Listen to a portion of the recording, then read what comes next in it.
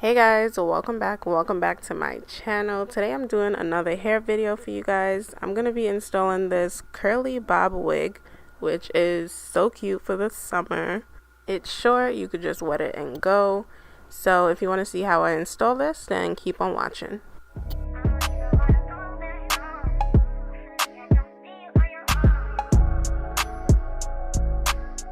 So the first thing I'm doing is brushing back my baby hairs because if I don't, they normally get in the way when I go to put my wig cap on.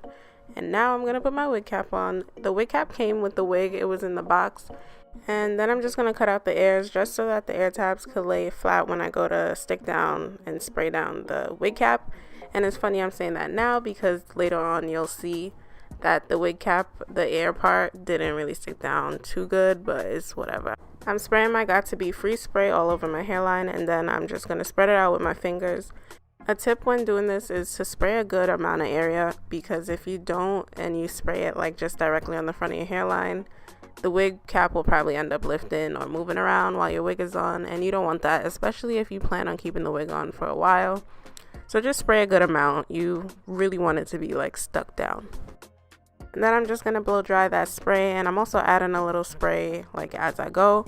And you could sit under a dryer if you wanted to, but this is the easiest way in my opinion. So I'm drying that on a cool heat. Does that make sense? A cool setting.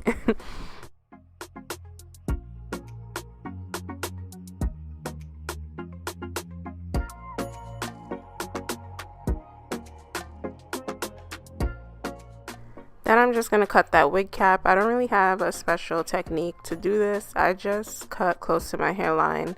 But you still want the wig cap to cover your hairline, of course, because that's the whole point of wearing a wig cap. It's to protect your edges or your hairline, whatever you want to call it.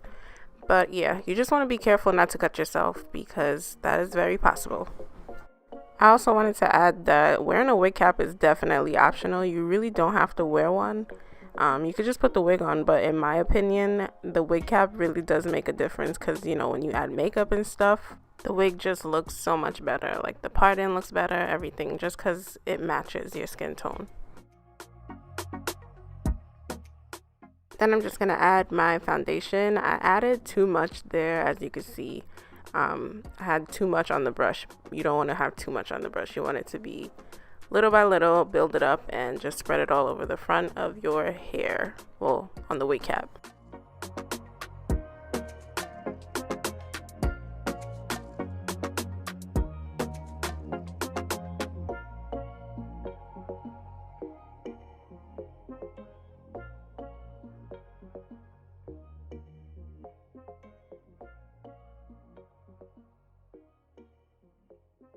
So this is the wig. I just added a little of my powder foundation to the lace. It's a transparent lace, but I just wanted to add a little makeup. This wig was sent over to me from Elva hair. I'll have all the information down below. The hair came, well, the wig, it's a full lace wig. It came pre-plucked, but I did pluck the front a little bit more, like behind the baby hairs. I have to say I was pleasantly surprised with this wig. Like, I actually am in love with these curls. I would definitely get this pattern, this texture again, and I would get it in a longer length. I think that would look really nice.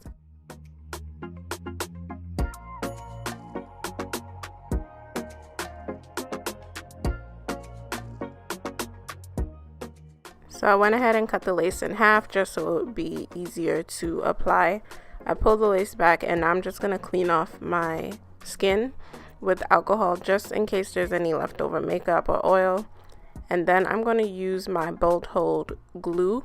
This is the only glue I've ever tried, the only glue I use if I do use glue. So I just used one layer of the glue and I spread it out with my fingers. I wasn't planning on keeping this wig on, so I just did one layer. If you want to do like a glueless install, you could use like the freeze spray or Got2b gel. But I just like the way glue makes the lace melt. So even if I'm not keeping the wig on, sometimes I'll just still use glue just because I like how the lace melts with glue. So I just spread the glue out. I waited until it turned clear and then I applied the lace, and then I went ahead and did the same thing on the other side, and I'll just let you guys watch.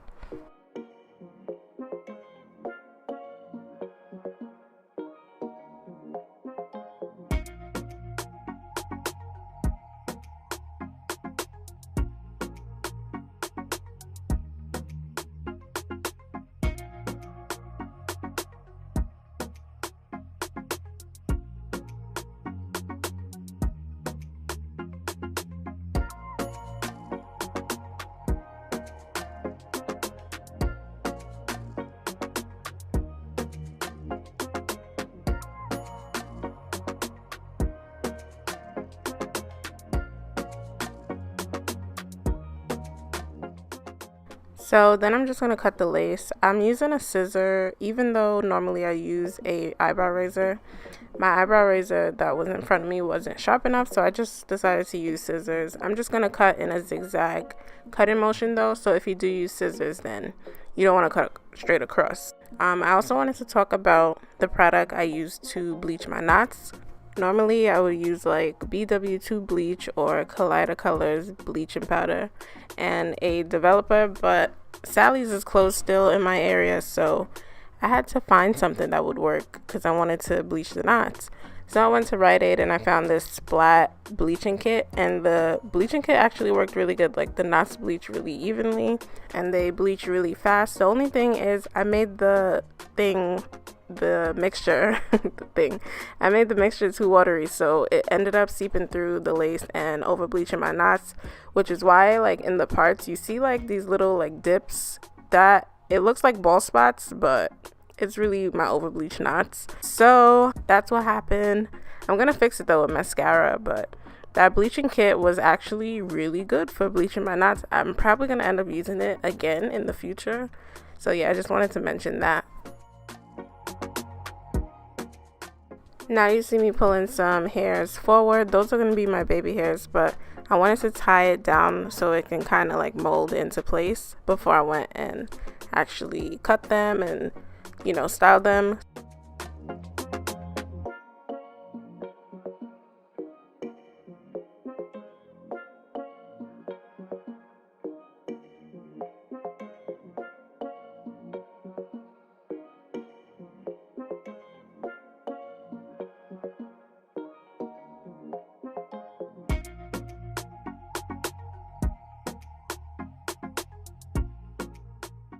So then I just plucked a little bit more. I also plucked the baby hairs just to thin them out. So yeah, I'm just gonna pluck them and cut them, and I'll just let you guys watch.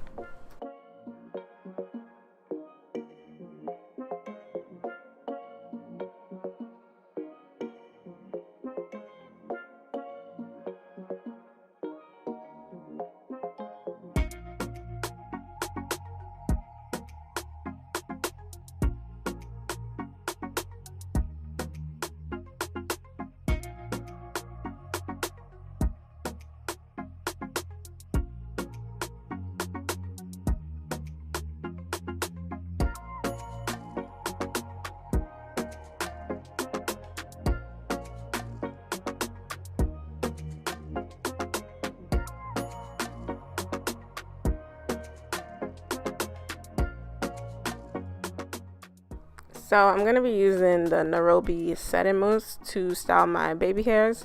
I wanted to do like dramatic baby hairs for this look, so you'll see me like going back and forth. I wanted them to be dramatic, but I didn't want it to be like long hair, so you'll see me going back and forth, like cutting it more and shaping it more.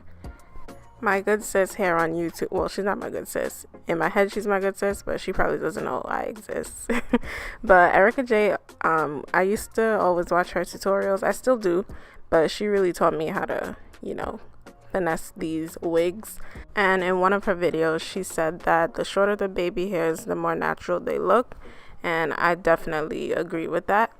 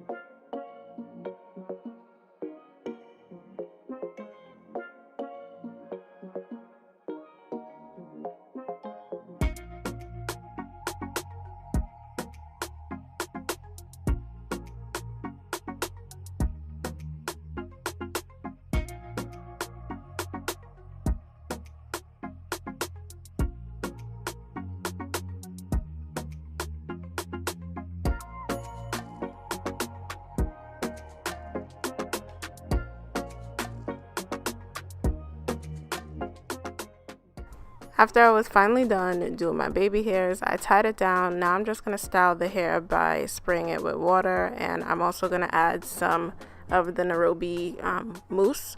These curls were so gorgeous. You don't really have to add much to it, but you do want to have something to hold the curls and define them, but you don't want anything too heavy because you don't want it weighed down. So that's why I'm using a mousse.